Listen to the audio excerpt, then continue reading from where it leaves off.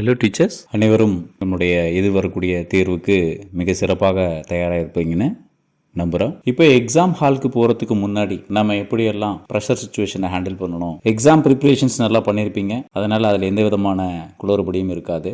அதே சமயத்தில் எக்ஸாம் ஹாலுக்கு போகிறதுக்கு முன்னாடி நமக்கு எசென்ஷியலாக டாக்குமெண்ட்ஸ் தேவைப்படும். அது என்னென்ன அப்படின்னு பார்த்தீங்கன்னா, முதல்ல ஒன்று ஹால் டிக்கெட். எல்லோரும் டவுன்லோட் பண்ணியிருப்பீங்கன்னு நினைக்கிறேன். இல்லைனா இம்மீடியட்டாக இன்றைக்கி கண்டிப்பாக பண்ணிவிடுங்க. அந்த அஃபிஷியல் ஹால் டிக்கெட்டை எடுத்துகிட்டு போங்க. குறிப்பாக அந்த ஹால் டிக்கெட்டை உங்களுடைய ஃபோட்டோகிராஃப், சிக்னேச்சர், நேம் இதெல்லாம் சரியாக இருக்கா, அந்த சென்டர் அட்ரஸ் எங்கே இருக்குது அப்படின்றதெல்லாம் தெளிவாக பார்த்துருங்க. அடுத்ததாக வேலிட் ஐடி ப்ரூஃப். அதாவது நமக்கு என்ன சொல்லியிருக்காங்க அப்படின்னு பார்த்தீங்கன்னா, Aadhaar card, voter ID, driving licence, passport, இதில் ஏதாச்சும் ஒன்று கட்டாயம் எடுத்துகிட்டு போகணும். அதில் நிச்சயமாக உங்களுடைய ஃபோட்டோ இருக்கணும். அதை கவனத்தில் வச்சுக்கோங்க. அடுத்து சரியான நேரத்துக்கு நம்மளுடைய எக்ஸாம் சென்டருக்கு போகணும். அதுக்கு நம்ம என்ன பண்ணணுன்னா, கண்டிப்பாக ஒரு நாளைக்கு முன்னாடியே நம்மளுடைய எக்ஸாம் சென்டரு எந்த லொக்கேஷனில் இருக்கோ அங்கே முடிஞ்சால் போயிட்டு வர முயற்சி எடுக்கலாம். அல்லது அது அருகாமையில் இருக்கக்கூடிய உங்களுடைய நண்பர்கள்ட்ட கேட்டு அதுக்கு எந்த மாதிரி பஸ்ஸை பிடிச்சி போகிறதோ, அல்லது டூ வீலரில் போனோம்னா எது ஷார்ட் ரூட்டாக இருக்கும், அது மாதிரி நல்ல அந்த ரூட்டை கம்ப்ளீட்டாக தெரிஞ்சு வச்சுக்கோங்க. அடுத்தது காலையில் எக்ஸாம் அன்னைக்கு காலையில் குறைஞ்சபட்சம் எவ்வளோ தான் பக்கமாக இருந்தாலும் சரி, ஒரு 90 நிமிஷம் முன்னாடி வீட்டிலேருந்து கிளம்பிடுங்க. ஏன்னா சப்போஸ் ஒரு சில டிராஃபிக்கான ஏரியாவில் இருந்தீங்கன்னா நம்மளுக்கே அறியாமல் அன்றைக்கின்னு பார்த்து ஒரு டிராஃபிக் அமையலாம். அதனால் டிலே ஆகிறதுக்கான வாய்ப்புகள் இருக்கும். ஸோ இது எல்லாத்தையும் நம்ம தேவையில்லாத ப்ரெஷரை கொண்டு வர வேண்டாம். அதனால் முடிஞ்ச அளவுக்கு அர்லியராக கிளம்பிடுங்க. அடுத்து என்ட்ரி டைம். பொதுவாகவே ஒரு 45 நிமிஷத்துக்கு முன்னாடி நம்ம கேட்டில் என்ட்ரி ஆகிடணும். கேட் க்ளோசிங் டைம் யூஸ்வலாக என்ன பண்ணுவாங்க, 30 நிமிஷம் முன்னாடி. நமக்கு 10 மணிக்கு எக்ஸாம் தொடங்குறதுனால 9:30 மணிக்கு கேட் க்ளோசிங் டைம். அதுக்காக ஷார்ப்பாக 9:30 மணிக்கு போகாதீங்க. அட்லீஸ்ட் ஒரு 15 நிமிஷமாவது முன்னாடி போயிடுங்க. அப்படி போனால் தான் நம்மளுடைய எக்ஸாம் ஹால் எங்கே இருக்குது அப்படின்ற விஷயத்தெல்லாம் நம்ம கரெக்டாக கண்டுபிடிக்க முடியும். ஸோ என்ன ப்ரொசீஜர்ஸோ அந்த ப்ரொசீஜர்ஸ்லாம் ஃபாலோ பண்ணிவிட்டு நீங்கள் நேராக என்ன பண்ணலான்னா உங்களுடைய சீட்டை கண்டுபிடிச்சி அதில் அமைதியாக உட்காரத்துக்கு பாருங்கள். ஹாலில் நம்ம எப்படி நடந்துக்கணும்? முதல் விஷயம், மெயின்டைன் கம்ப்ளீட் சைலன்ஸ்.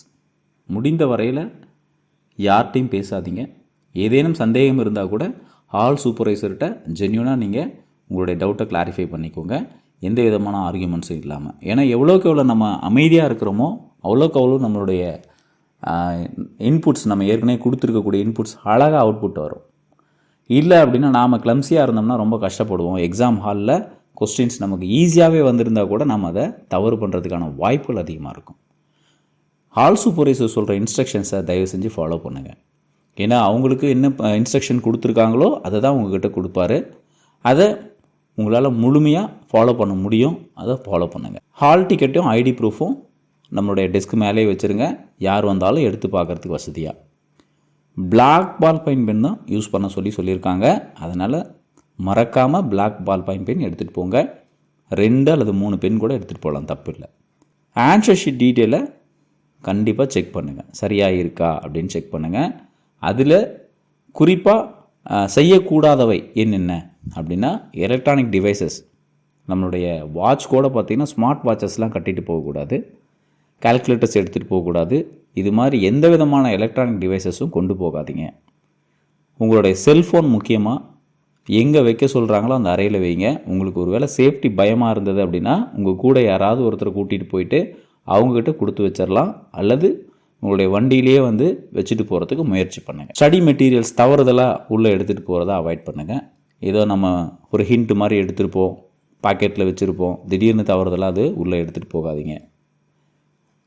வேறு எந்த கேண்டிடேட்ஸ்ட்டும் தேவையில்லாமல் பேசாதீங்க. ஹாலை விட்டு எல்லாம் எக்ஸாம்லாம் முடிச்சுட்டு வெளியே கூட உங்களோட டிஸ்கஷன் வச்சுக்கோங்க. ஹால்குள்ளே எந்த விதமான டிஸ்கஷனும் வச்சுக்க வேண்டாம். அதே மாதிரி ஹால் டிக்கெட்லேயோ அல்லது கொஸ்டின் புக்லெட்லேயோ அன்வான்டாக தேவையில்லாத இடங்களில் எழுதாதீங்க. உங்களுக்குன்னு ரஃப் ஒர்க்குக்கு என்ன கொடுக்குறாங்களோ அந்த இடங்களில் அந்த ரஃப் ஒர்க்கை பண்ணுங்கள். முக்கியமான வழிமுறைகள், நம்ம ஆன்சர் ஷீட்டை எப்படி ஹேண்டில் பண்ணுறோம், மிக மிக முக்கியமானது. ஏன்னா ஆன்சர் ஷீட்டில் கரெக்டாக நம்மளுடைய டீட்டெயில்ஸை கேர்ஃபுல்லாக கேபிட்டல் லெட்டர்ஸில் ஃபில் பண்ணுங்கள். அதுக்குரிய எழுத்தை ஷேட் பண்ணுங்கள், மாற்றி ஈத்தி ஷேட் பண்ணிடாதீங்க. அதே மாதிரி அதை தெரியாமல் மடக்கிறதோ அல்லது வந்து கிழிக்கிறதோ டேமேஜ் பண்ணுறதோ முடிஞ்ச அளவுக்கு அவாய்ட் பண்ணுங்கள். ஆன்சர் புக்லெட்டையுமே கூட நீங்கள் என்ன பண்ணுவோம் அப்படின்னு பார்த்தீங்கன்னா, முடிஞ்ச வரைக்கும் அடியில் அந்த நம்மளோட டெஸ்க்கு நல்லா இருக்கான்னு பார்த்துட்டு கேர்ஃபுல்லாக வைங்க. ஏன்னா ஒரு சில ஸ்கூல்ஸில் டெஸ்க்கு வந்து துரு பிடிச்ச மாதிரி கூட இருந்திருக்கும். இதில் எதாவது வச்சிடாதீங்க. அதனால் அது கொஞ்சம் நல்லா இருக்கா அப்படின்றத பார்த்துக்கோங்க. அடுத்தது கொஷின் பேப்பர் வாங்கின உடனே இம்மீடியட்டாக என்ன பண்ணணும்னா, அதில் ஏதாவது பிரிண்டிங் எரர் இருக்கா அப்படின்றத செக் பண்ணிவிட்டு, டோட்டல் நம்பர் ஆஃப் பேஜஸ் சரியாக இருக்கான்றதெல்லாம் செக் பண்ணிவிட்டு, சப்போஸ் ஏதாவது ஒரு ப்ராப்ளம் தெரிஞ்சதுன்னா இம்மீடியட்டாக ஆல் சூப்பர்வைசர்கிட்ட இன்ஃபார்ம் பண்ணிவிடுங்க. இந்த நம்மளுடைய கொஷின் பேப்பருக்கும் ஒரு கோட் நம்பர் கொடுப்பாங்க. அந்த கோட் நம்பரும் நீங்கள் ஃபில் பண்ண வேண்டியிருக்கும் ஆன்சர் ஷீட்டில். அதனால் அந்த கோட் நம்பரை கேர்ஃபுல்லாக ஃபில் பண்ணி அதுக்கு உரிய பாக்ஸை வந்து ஷேட் பண்ணுங்கள். அப்புறம் உங்களுக்கு ஏபிசிடின்னு 4 இதில் கொடுத்துருப்பாங்க கொஸ்டின் டைப்பு. உங்களுக்கு என்ன டைப் வந்துருக்குதுன்னு பார்த்துட்டு ஏவாக இருந்தால் ஏ அப்படின்னு எழுதி ஏவை ஷேட் பண்ணுங்கள், பிஆர் இருந்தால் பின்னு எழுதி அதை ஷேட் பண்ணுங்கள். இதெல்லாம் மறந்துடாமல் செய்ய வேண்டிய விஷயம். அடுத்து டைம் மேனேஜ்மெண்ட். அப்பப்போ நம்ம டைமை வந்து ரெகுலராக பார்த்துக்கணும். ஆக்சுவலாக 1/2 hour ஒன்ஸ் உங்களுக்கு பெல் ரிங் பண்ணுவாங்க. இருந்தாலும் கூட நீங்கள் என்ன பண்ணுங்கள், ஒரு 10 நிமிஷம் அல்லது 20 நிமிஷம் ஆன உடனே ஒரு முறை நம்மளுடைய டைமை செக் பண்ணிக்கிட்டு, ஓகே நம்ம சரியான ஸ்பீடில் தான் போயிட்டுருக்குமா அப்படின்றத கவனமாக பார்த்துக்கோங்க. ரஃப் ஒர்க்கு எந்த இடத்துல கொடுத்துருக்காங்களோ அந்த இடத்துல செய்யுங்க. நீங்கள் தேவையில்லாமல் அங்கங்கே கிறுக்காதீங்க. ஒரு கொஷினாக கிறுக்கிட்டே வந்தீங்கன்னா அப்புறம் உங்களுடைய கொஷின் பேப்பர் பார்க்கும்பொழுது நீங்கள் வேறு ஏதோ எழுதி சொல்லி கொடுத்துருக்கீங்களோ அப்படின்ற ஒரு தவறான புரிதல் வரத்துக்கு வாய்ப்பு இருக்கும். அதனால் உரிய இடத்துல அந்த ரஃப் ஒர்க்கை செய்யுங்க. All the best. நல்லா ப்ரிப்பேர் பண்ணியிருப்பீங்க நம்புகிறேன். இதுவரையில் நம்மளுடைய சேனலை பார்த்துட்டு இருந்ததுக்கும் சப்போர்ட் பண்ணதுக்கு மிக்க நன்றி. நீங்கள் அனைவரும் கண்டிப்பாக தேர்ச்சி பெறுவீங்க நான் நம்புகிறேன். நன்றி.